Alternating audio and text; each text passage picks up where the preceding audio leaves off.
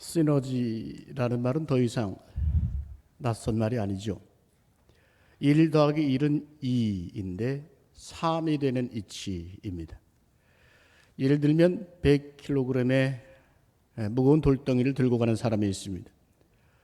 친구가 그것을 보고 다가와서 절반을 들어주면 50kg으로 줄어들겠죠.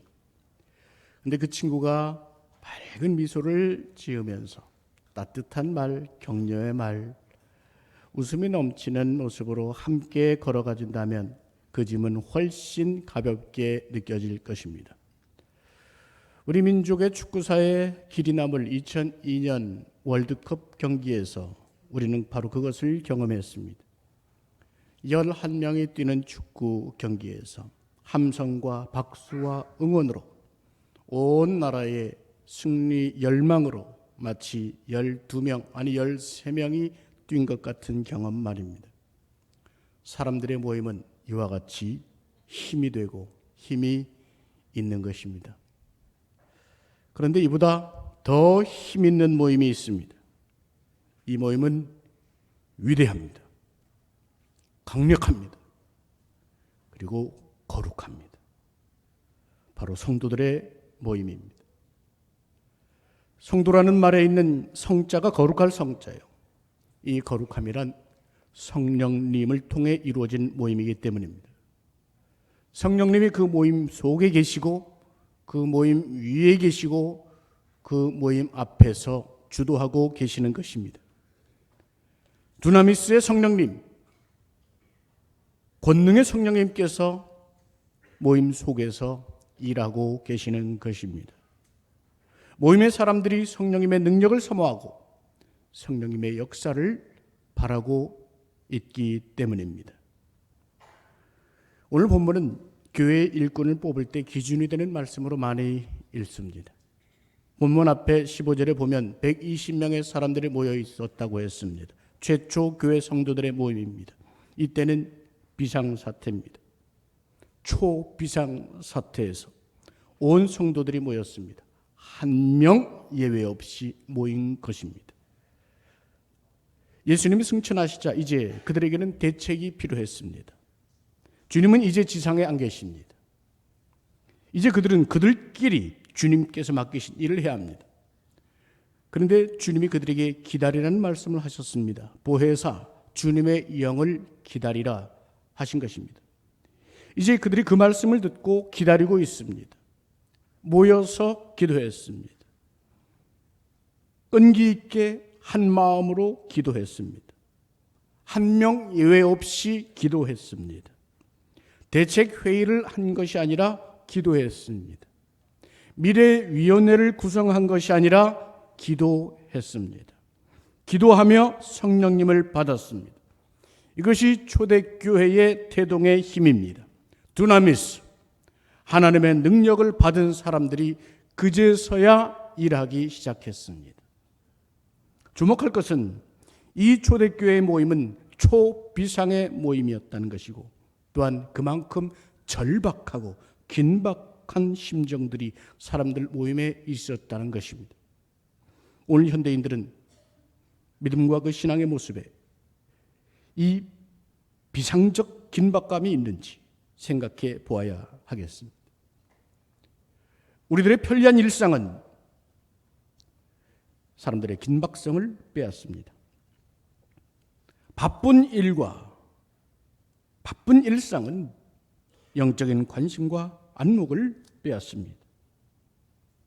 지금도 도도히 흘러가는 물질 숭배의 문화와 과도한 경쟁사회 그 너머에서 사탄은 우는 사자와도 같이 우리를 삼키려고 영적인 절박감을 빼앗으려고 합니다. 가족을 해체하고 공동체를 해체하려 합니다. 리더를 무너뜨리려 합니다. 영적 세계관도 해체하려고 합니다. 수많은 젊은이들을 오늘 보십시오.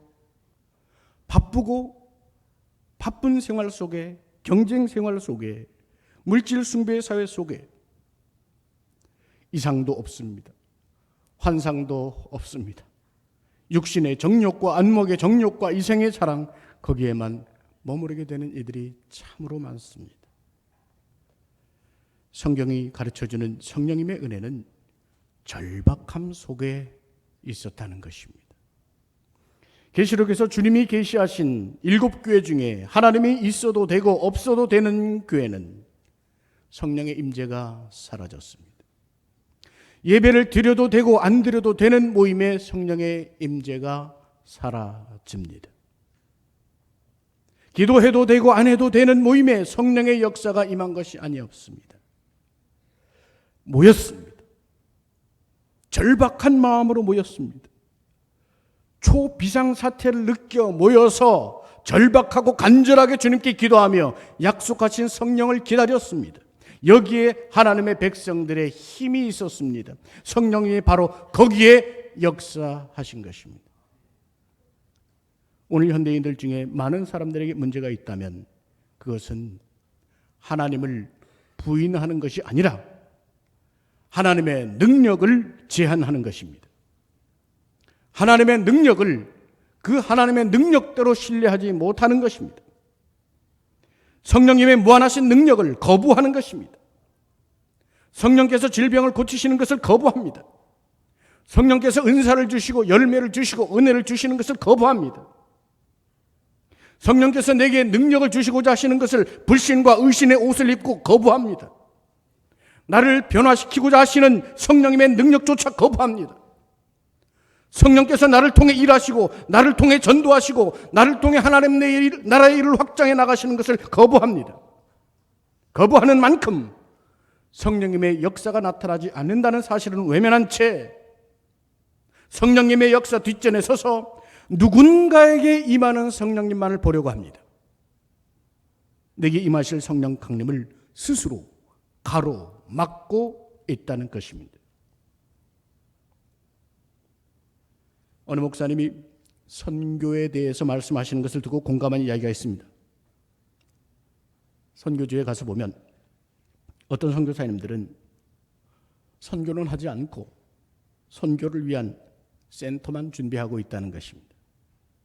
선교 자금을 모으고 선교 센터 건물 잘 짓고 선교 물품만을 잘 모집하고 소위 하드웨어만 잘 준비해 놓을 뿐 직접 선교지로 가서 전도하지는 않는다는 것입니다.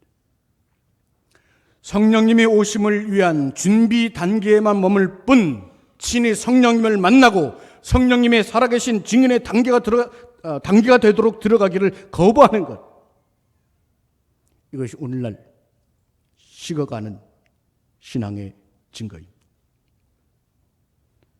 오늘 여러분은 교회를 사랑하는 분들입니다. 주님이 피 흘려 세우신 우리 베델교회를 사랑하고 여러분 부모님이 다니셨고 오랜 세월 다니셨고 일가가 함께하던 교회를 진정으로 사랑하는 성도들일 것입니다.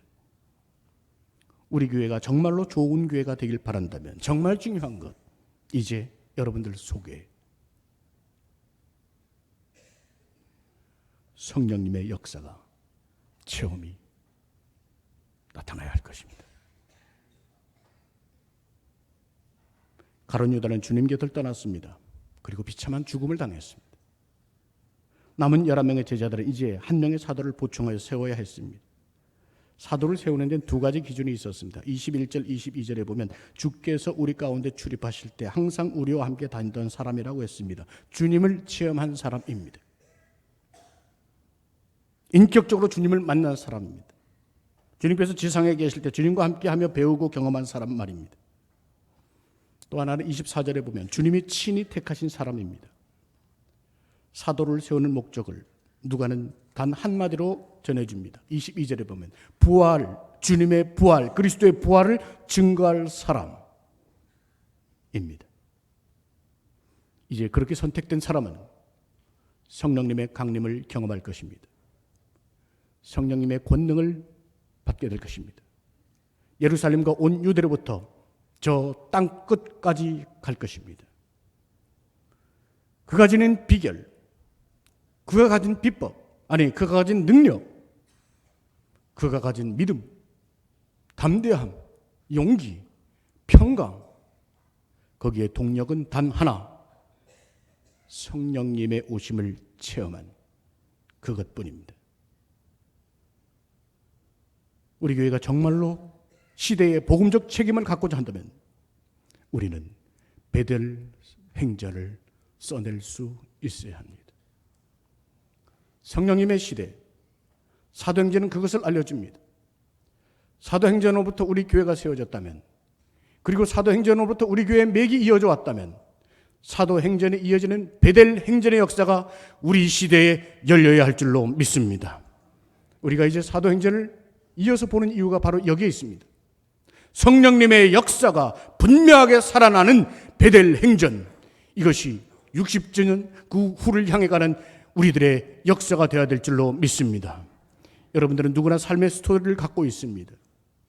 신방을 하면서 가급적이면 할 수 있는 대로 언제부터 예수님을 믿었는지를 여쭈었습니다. 믿음의 이야기들은 각자가 다 달랐습니다. 구구절절한 믿음과 인생의 다양한 스토리들을 들으면서 신방을 하고 나오면서 어떤 가정을 위해서는 뜨거운 기도가 나오고 어떤 가정의 사연을 들으면서는 속 울음이 나왔습니다. 긴 한숨도 나왔습니다. 그러나 모든 스토리들 속에 저는 주님의 살아계신 손길을 보았습니다. 여러분들의 모든 이야기, 여러분들의 모든 사연, 인생의 스토리 속에 주님은 일하고 계신 줄 믿으시길 바랍니다. 주님께서는 더욱 그 인생을 쓰고자 하십니다. 지금도 여러분 모두 멋집니다. 훌륭합니다. 그런데 그 인생을 주님을 위해 내어놓으신다면, 주님께서 여러분의 인생의 주인이 되신다면 더욱 멋진 인생이 되실 것입니다. 지상에서 이토록 멋지고 훌륭한 인생이지만 하늘나라에서 더욱 빛나는 인생이 될 것이요, 여러분의 일기장이나 여러분의 자서전에도 아름답게 기록될 인생이지만 베델 행전에 더욱 귀히 기록될 인생 스토리가 될 것입니다. 그래서 그런 스토리, 저런 스토리, 당신의 스토리, 이분의 스토리가 모여서 스토리가 모여서 히스토리가 될 것입니다. 하나님 나라의 히스토리, 베델 행전의 히스토리 말입니다. 우리가 성령님의 역사에 전적으로 몸과 마음을 열고 하나님을 향해 사역도 열고 성령님을 향해 봉사도 열고 성령님의 뜻에 계획도 비전도 열어놓는다면 주님께서 친히 일하실 것을 믿습니다. 그 이유는 주님께서 뭇 사람을 아시기 때문입니다. 제자들은 그것을 믿었습니다. 그들의 기도의 이름이 무엇입니까? 뭇 사람의 마음을 아시는 주여. 주님의 제자들이 경험한 것입니다. 믿는 것입니다. 신뢰하여 의탁하는 것입니다. 뭇 사람의 마음을 아시는 주여. 주님이 아신다는 것입니다. 무엇을 아실까요? 첫 번째는 사람의 중심을 아십니다. 사람의 마음을 아십니다.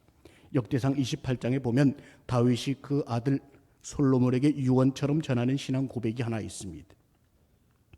내 아들 솔로몬아, 너는 내 아버지 하나님을 알고 온전한 마음과 기쁜 뜻으로 섬길지어다. 여호와께서는 모든 마음을 감찰하사 모든 의도를 아시나니 내가 만일 그를 찾으면 만날 것이요 만일 내가 그를 버리면 그가 너를 영원히 버리시리라. 다윗이 이 믿음을 솔로몬에게 물려주는 데는 다윗도 깨달은 바가 많이 있습니다. 시편의 구구절절한 다윗의 시대를 보면 그것을 깨닫게 됩니다. 또 한 가지, 사무엘이 다윗에게 기름 부음을 부으면서 왕으로 세울 때 다윗은 하나님께서 사무엘에게 하신 말씀을 기억하고 있습니다. 사울 왕이 하나님 말씀을 불순종하여 하나님을 떠났습니다. 여호와께서 이제 새 왕을 다윗으로 세우기 위해서 사무엘에게 이렇게 말씀하는 구절이 있습니다. 여호와께서 사무엘에게 이르시되 그의 영모와 키를 보지 말라. 내가 이미 그를 버렸노라. 내가 보는 것은 사람과 같지 아니하니 사람은 외모를 보거니와 나 여호와는 중심을 보느니라 하시더라. 하나님께서는 외모를 보시는 분이 아니라 중심을 보시는 분인 것입니다. 사도 바울이 사도행전에서 말씀했듯이 다윗은 그 마음이 하나님 보시기에 합당한 사람이었던 것입니다. 시편 7편 9절은 우리에게 이렇게 들려줍니다. 악인의 악을 끊고 의인을 세우소서. 의로우신 하나님이 사람의 마음과 양심을 감찰하시나이다. 오늘 우리가 중심으로부터, 마음 중심으로부터 성령 체험을 사모하고 성령님을 전적으로 신뢰하고 의지하는 마음을 주님은 보고 계시는 것입니다. 오늘 우리가 교회를 사랑하고 있다면 기억해야 할 것이 이것입니다. 성령님을 거부하고 기도를 외면하는 봉사처럼 위험한 것은 없습니다. 성령님을 무시한 회의나 기도가 게으른 사역처럼 교회를 어지럽게 하는 일도 없습니다. 성령님을 회방하는 거기에 내 얕은 지식이나 내 명예의 욕심이나 내 입속의 시험이 따르기 때문입니다.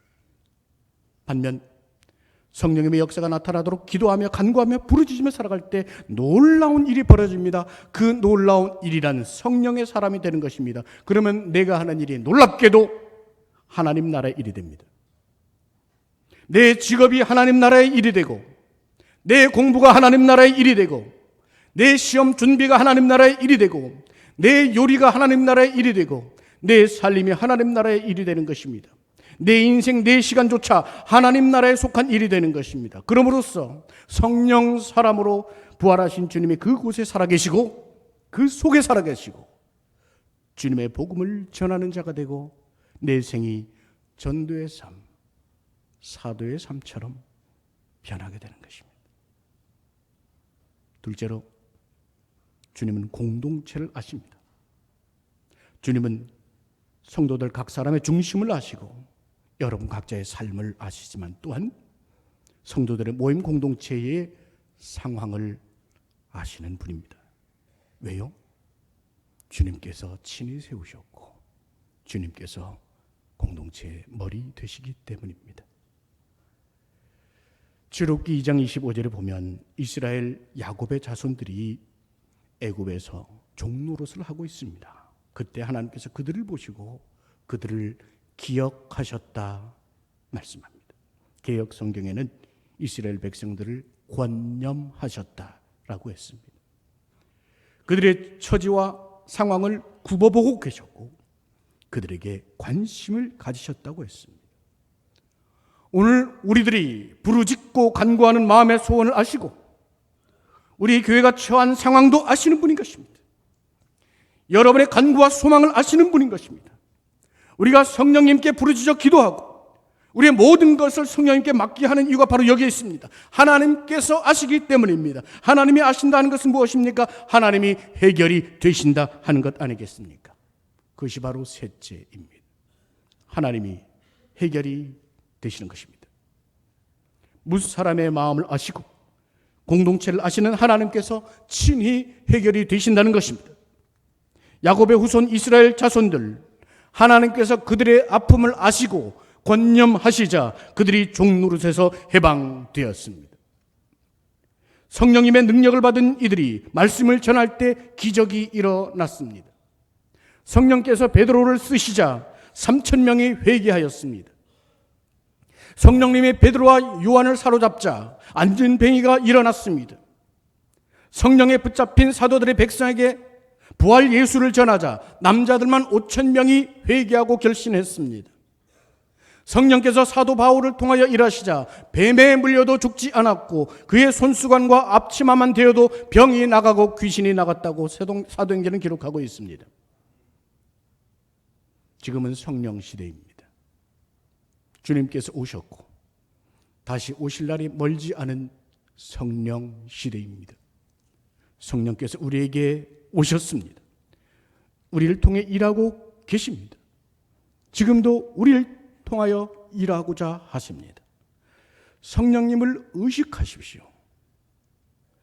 성령님을 신뢰하고 성령님이 일하시도록 자리를 내어드려야 합니다. 성령을 마치 두려운 분으로 여길 필요가 없습니다. 성령을 마치 부담스러워 저 뒷방으로 모셔놓고 내가 성령님의 자리를 차지하고 있다면 우리는 정말로 속히 돌이켜 그 자리를 성령님께 내드려야 할 것입니다. 성령님, 하나님의 영이 우리의 상황을 아심으로 하나님의 영이 해결도 하시고 하나님의 영이 길도 여시고 하나님의 영이 기적처럼 우리에게 역사하여 주실 줄을 믿습니다. 저는 한 주간 참으로 행복했습니다. 여러분들 위해서 기도하면 행복합니다만 또 한 가지 행복한 사실이 있었습니다. 59주년을 맞이하면서 우리 교회가 베델 행전을 씁시다 하는 마음을 성령께서 주셨습니다. 과연 성령님이 어떻게 일해 주실까? 우리가 성령님의 은혜를 구하고 기도할 때 성령께서 어떤 일을 베풀어 주실까? 기도하는 마음, 믿음이 제 마음을 부풀게 했습니다. 근데 지난 주일 예배를 마치고 재정을 보시던 김종선 장로님이 제 방에 들어오셨습니다. 그날따라 밝게 웃으시면서 목사님 이것 좀 보십시오 하면서 하얀 종이를 내놓으시는데 그 종이를 받아들고 장로님 앞이라 제가 눈물을 절제했습니다마는 얼마나 감사했는지 모릅니다. 그것이 눈물이 되고 감사가 되어서 또 찬양이 되어서 한 주간이 너무 행복했습니다. 성령님께서 일하시는 역사를 저는 그 편지에서 보았습니다. 사랑은 자랑치 않는다 하는 것이죠. 옳은 말씀이기 때문에 자랑이라면 두렵지만 또 이런 감사는 여러분과 함께 나누는 것이 좋겠다 싶어서 알려드리고자 합니다. 우리 중 한 성도분이 1,720만 원의 헌금을 하셨습니다. 이 액수는 다름이 아니라 지난 회기년도에 재정에 사고가 있어서 손실된 금액이었습니다. 손실된 하나님의 재정을 제가 메우고 싶습니다.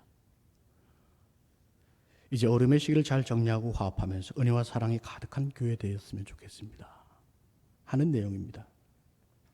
얼마나 감사한 일입니까?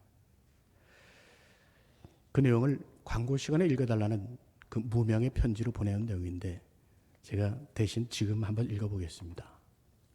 하나님께 드립니다. 지난해 교회재정 감사기록으로 밝혀진 하나님의 통장에서 손실된 1,720만 원을 보충하고자 하나님께 헌금을 드립니다. 하나님의 교회에서 하나님의 물질이 손실되어 오랫동안 방치되어 있는 것은 하나님께 너무나도 죄송하고 죄된 모습이라 생각되었습니다. 뒤늦게나마 하나님의 돈이 채워지게 되어서 기쁘고 감사한 마음으로 드립니다. 그동안 이 일로 베델교회 성도분들의 아팠던 마음들이 위로를 받고 서로 품어주고 사랑하는 한 가족이 되길 간절히 기도합니다. 성함을 안 쓰고 대신에 무명 올림 이렇게 했습니다. 얼마나 감사합니까? 우리 공동체를 아시는 성령님께서 교회의 상황을 아시고 이 일을 이루셨다고 믿는 이 믿음은 저만의 믿음이겠습니까? 어떤 분들은 호기심이 많아서 그 사람이 누군가 궁금해하는 분들이 계실 것 같습니다. 그런 분들을 위해 이야기를 하나 들려드리면서 마치고자 합니다. 스승의 선물이란 이야기가 있습니다. 굉장한 교세를 자랑하던 한 수도원이 있었습니다. 한때 크게 부흥하였는데 기독교 박해가 있었고 세속주의 물결로 인해서 점점점 기울어졌습니다. 많은 사람들이 찾아오던 수도원이었습니다. 또 많은 수도사들이 있었던 곳이었는데 그 수도원이 기울어서 남은 사람은 5명이었습니다. 4명의 수도사와 1명의 수도원장, 이 5명이 전부였습니다. 이들의 관심은 당연히 어찌해야 이 수도원을 살릴 것인가 하는 것이었습니다. 이를 위해 기도하며 고심하던 끝에 이들이 한 가지 묘안을 생각해냈습니다.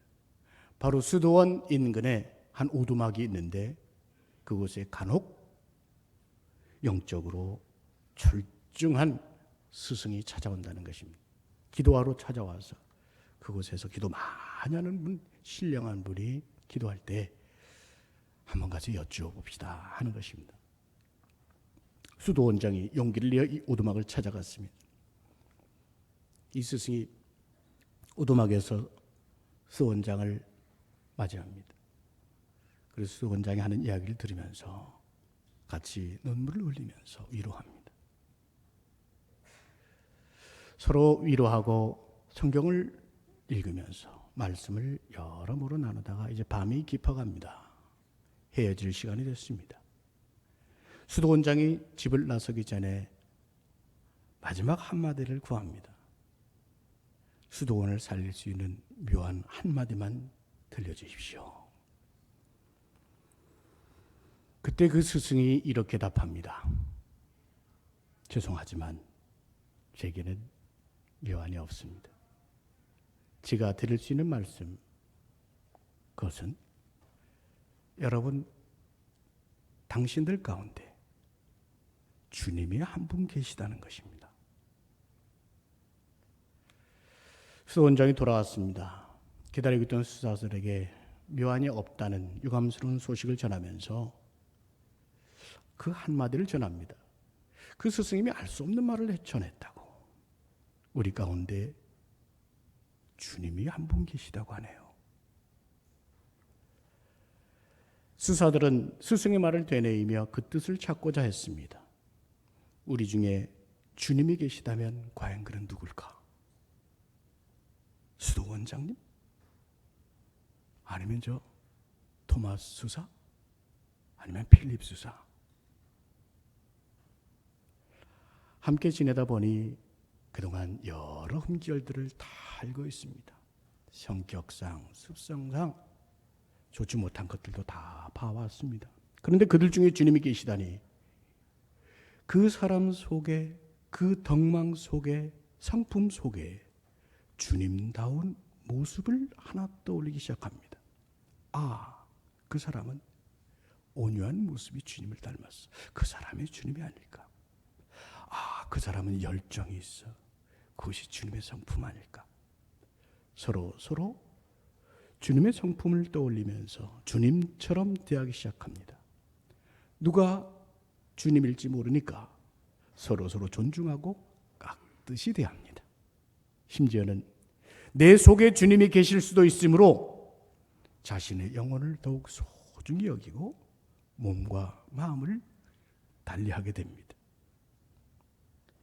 이 수도원에는 아주 드물게 소풍을 오거나 기도하러 오는 사람들이 있었습니다. 이 사람들은 이 수도원에 각별한 사랑과 존중의 영성이 흐르는 것을 느꼈습니다. 그리고 이상하게도 그러한 영성의 기운이 자신들에게도 전달되는 것을 신비롭게 여겼습니다. 사람들은 더 자주 수도원을 찾아왔습니다. 혼자 오는 게 아니라 친구를 데리고 왔습니다. 자녀를 데려오기 시작합니다. 그들 중에 수도원으로 들어오기를 희망하는 사람들로 늘어납니다. 몇 년 새 이 수도원은 활기 넘치는 곳이 됩니다. 서로가 서로를 주님을 섬기듯 존중하고 사랑하는 영성이 그 수도원으로 하여금 새로운 공동체가 되게 하였다는 이야기입니다. 주님이 하시는 일을 주님께 맡겨두시기 바랍니다. 성령님이 하시는 일을 성령님이 하시도록 열어두시기 바랍니다. 바로 당신 옆에 앉으신 그분이 그 헌금을 내셨습니다. 오늘 여러분이 밥 먹는 그 줄을 섰을 때 여러분 바로 뒤에 서신 그분이 그 헌금을 내셨습니다. 여러분 바로 옆에 주차하신 그분이 그 헌금을 내셨습니다. 여러분을 위해서 새벽에 깨어 기도하는 그분이 그 헌금을 내셨습니다. 성령님께서 그분을 쓰셔서 이 일을 이루어가고 계시는 것입니다. 그분을 바로 당신 옆에 있는 그분을 주님처럼 존중하시고 주님처럼 사랑하시며 성령님이 쓰시는 분이라는 사실을 기억하시기를 바랍니다. 그리고 나 또한 성령님이 쓰시도록 성령님께 내 마음의 자리를 내어드리시기 바랍니다. 내 의지는 혹은 내 공부와 지식은 평생을 살아도 나를 변화시키지 못했지만 이제 성령께서 나를 변화시킬 수 있도록 성령님을 사모하며 기도하십시다. 그럼으로써 성령님의 살아계신 운동이 여러분을 통하여 아름다운 베델 행전의 역사를 써주실 것을 주님의 이름으로 축원합니다. 이 시간 우리가 함께 기도하기를 소망합니다. 기도의 제목 3가지를 드리겠습니다. 성령님의 은혜를 사모하면서 이렇게 기도하십시다. 첫 번째는 성령님께 두 손을 내밀어 맡깁니다. 나의 인생도 생명도 어떤 문제도 성령님께 맡깁니다. 성령님 해결하여 주시옵소서. 두 번째, 성령님 저로 기도의 사람, 성령의 사람 되게 하여 주시옵소서. 내 욕심과 자아의 고집과 인생이 제한된 것들로 성령님을 제한하지 않게 하여 주시옵소서. 세 번째, 성령님 나를 성령의 도구로 써 주시옵소서. 내 인생을 써 주시옵소서. 내 학업, 내 직업, 내 계획, 비전 모두 성령님 써 주셔서 주님의 복음을 전하는 성령의 도구 되게 하옵소서. 3가지입니다. 첫 번째, 다시 한번 말씀드립니다. 성령님께 두 손을 내밀어 맡깁니다. 성령님 어떤 문제도 해결하여 주시옵소서. 특히 여러분 질병이 있는 분들은 아픈 자리에 손을 얹어 기도하시기 바랍니다. 두 번째, 저로 기도의 사람, 성령의 사람 되게 하소서. 스스로 고집과 욕망으로 성령의 역사를 제한하지 않게 하옵소서. 세 번째, 성령님 나를 성령의 도구로 써주시옵소서. 나의 일과 직업, 모든 삶, 시간, 이 모든 것이 성령님의 도구 인생 되게 하여 주시옵소서. 큰 소리로 하지 않아도 좋습니다. 그러나 간절한 마음으로 함께 기도하시겠습니다. 기도하십시다. 성령님 이 시간 사모하는 자들 위해 하나님 함께하여 주시옵소서. 아버지 하나님, 이제 베델 행전을 기록하고자 하는 이들 위해 하나님 함께하여 주시옵고 두 손을 내밀어 맡기는 자들 위해 성령님 임재하여 주시옵소서. 우리의 생명도 우리 인생도 어떤 문제도 성령님께 맡겨드립니다. 성령님 해결하여 주시옵소서. 우리 교회의 문제, 우리 가정의 문제, 우리 영혼의 문제, 우리 인생의 문제, 습관의 문제, 질병의 문제 주여 치유하여 주시고 회복하여 주시고 화해케 하시고 평강의 은혜로 채워 주시옵소서. 주여 우리로 기도의 사람, 성령의 사람 되게 하여 주시옵소서. 아버지 하나님, 우리 하나님으로부터 멀어졌던 우리의 생이 돌이켜 성령의 체험에 살아가는 인생 되게 하여 주시옵소서. 내 욕심과 자아의 거짓과 인생에 제한된 것들로 성령님을 제한하지 않게 하여 주시옵소서. 성령님 마음껏 일하시도록 우리 영혼을 주님께 맡기옵나이다. 성령님 우리로 성령의 도구로 써주시옵소서. 내 인생을 써주시옵소서. 내 학업을 써주시옵소서. 내 직업을 써주시옵소서. 내가 가진 계획과 비전과 소원도 써주시옵소서. 내 사업을 써주시옵소서. 정말로 주님의 복음을 전하는 성령님의 도구 인생을 살아갈 수 있도록 성령님 주장하여 주시옵소서. 우리 교회에 임하시고 각 사람 무사람의 마음을 아시는 그 삶의 자리 속에 성령님 임재하여 주옵소서. 사랑하는 하나님, 성령님이 살아계시고 역사하시고 체험케 하신 은혜가 있기를 간구하옵나이다. 주님께서 주신 생명, 주님의 도구가 되게 하여 주시옵고 무슨 사람의 마음을 아시는 주님께서 갈급하는 심령들 위해 성령님을 부어주셔서 성령님 우리 속에서 마음껏 활동하시고 우리를 마음껏 사용하시는 생이 되게 하여 주시옵소서. 우리 중 한 영혼이라도 성령님을 외면하거나 성령님을 거부하거나 억압하거나 무시하는 죄를 저지르지 않게 하여 주시고 모두가 성령의 사람 되게 하여 주시옵소서. 성령의 사람들을 서로 죽게 하듯 사랑하며 이 시대의 귀한 베델 행전의 역사의 주인공들이 되게 하여 주시옵소서. 예수님의 이름으로 기도하옵나이다. 아멘.